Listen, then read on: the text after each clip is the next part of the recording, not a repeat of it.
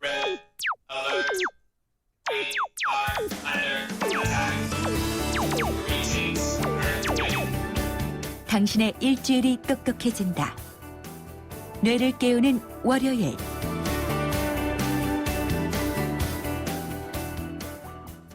네, 문화 정면 승부 월요일은 뇌를 깨우는 시간이죠. 서윤정 브레인 트레이너와 함께합니다. 서 원장님 안녕하세요. 네, 안녕하세요. 네, 오늘은 저도 관심이 가요. 이게 뇌교육, 부모 코칭, 대화법이다 이렇게 돼 있는데요. 네. 이 대화, 요즘에 소통의 시대니까 대화의 중요성은 아무리 강조해도 지나치지 않습니다만 이 좋은 대화가 뇌에 주는 효과가 어떤 게 있을까요? 네, 태어나서 뇌가 크게 발달하는 시기가요. 대략 3세, 6세, 12세 정도인데요. 이때 네. 두뇌가 발달되는 데 있어서 모두 언어와 관련이 있습니다. 네. 특히 6세에서 7세는요, 어휘력이 발달하는 시기로 유치원이라든가 어린이집 등 또래 친구들을 만나면서 처음으로 나름의 사회생활을 시작하는 거고요. 네. 12세에는 사춘기 시기가 되면서 논리적 사고라든가 나는 왜 태어났지라는 이런 성찰에 이런 기능들이 생기는 시기입니다. 근데 이때 가족들과 얼마나 친밀한 대화를 하느냐에 따라서 두뇌 발달에 큰 영향을 준다고 할 수 있는데요. 네. 가족들과 친밀한 대화법으로 대표적인 것이 밥상머리 교육이 있습니다. 네. 전 세계적으로 머리가 좋기로 유명한 유태인들의 부모 교육 중에 밥상머리 교육은 아주 유명한데요. 유태인들이 하루 중 가장 소중하게 생각하는 시간은 가족들이 한자리에서 모이는 저녁 시간인데요.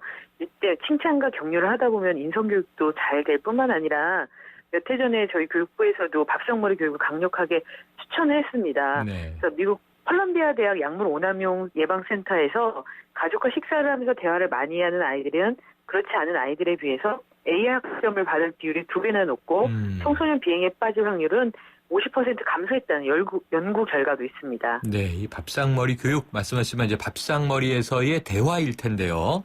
네. 아까 말씀하신 대로 아이가 나는 왜 태어났지 이 고민하면 이제 이 부모들은 아주 머리가 아파지기 시작하는데 네. 이 아이를 키우다 보면 이게 대화가 통하지 않는 경우가 많잖아요.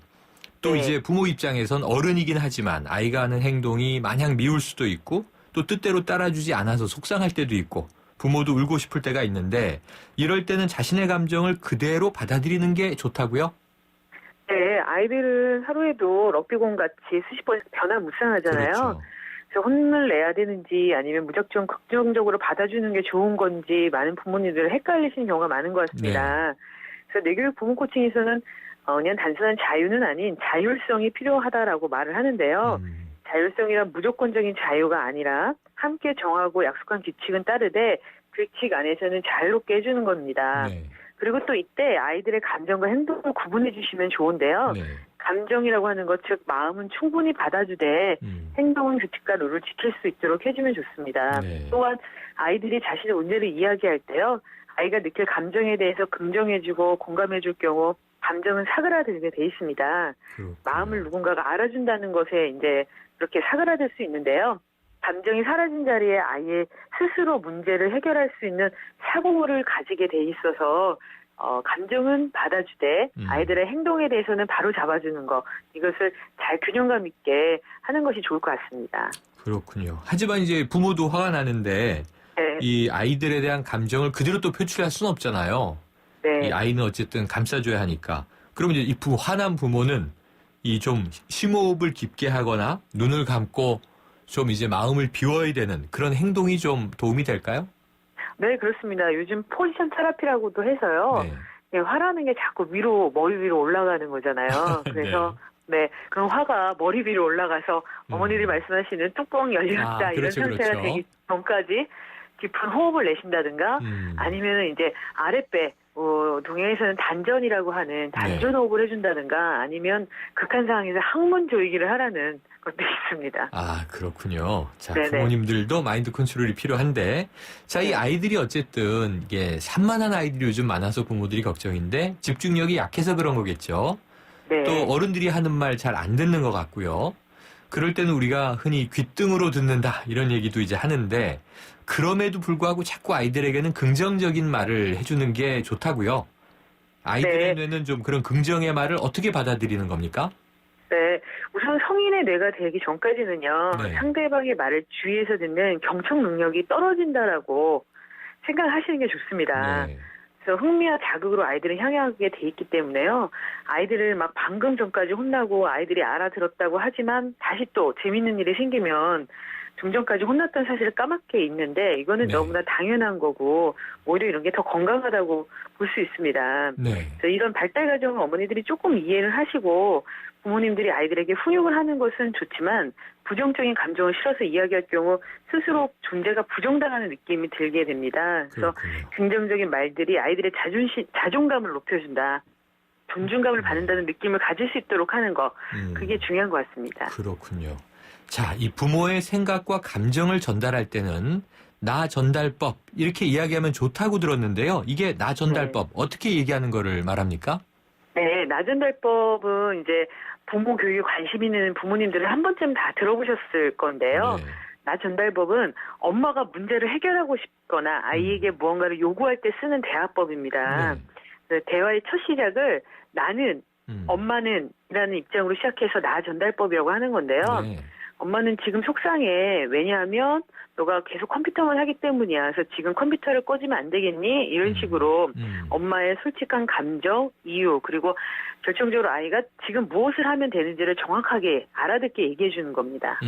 그렇군요. 그러니까 이게 보통은 흔히 엄마나 아빠들이 네가 잘못했어. 너는 왜 숙제 안 해? 너는 뭐가 되려고 그러니? 이렇게 주로 너를 지칭하는데 네. 너가 아니라 이제 나로 시작을 하는 거군요. 네. 아빠는, 엄마는 네가 뭘 하기 때문에 어떠해, 뭘 어떻게 해주면 좋겠다 이렇게 이야기를 하는 거군요.